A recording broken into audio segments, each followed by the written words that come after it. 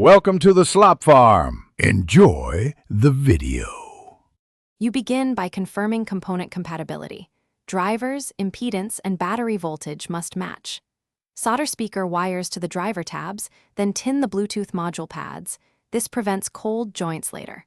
Once tinned, place the driver into the housing cavity and temporarily secure with low-temp adhesive so you can route wires. Make sure to leave space for the charging PCB and battery.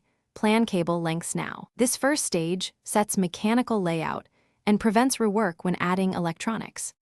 You now integrate audio and power. Solder left and right outputs from the Bluetooth module to each driver, observing polarity to avoid phase issues. Once done, join the battery to the charging PCB, ensuring BAT plus and BAT are correct. Reverse polarity will damage parts. Make sure the antenna is oriented and kept clear of shielding or the battery to maintain range. After connections, briefly bench test with low volume to verify audio and charging behavior before final assembly. You finish by sealing the housing. Apply silicone to cushion components, then close and clamp until cured, making sure buttons and ports align. Power up and pair with your device. Test playback, mic performance, and charging LED behavior. If audio is absent, stop and reopen.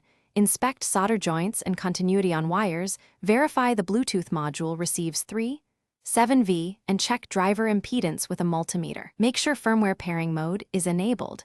Resolving power or connection faults fixes most issues. Thanks for watching. Consider subscribing if we helped you today.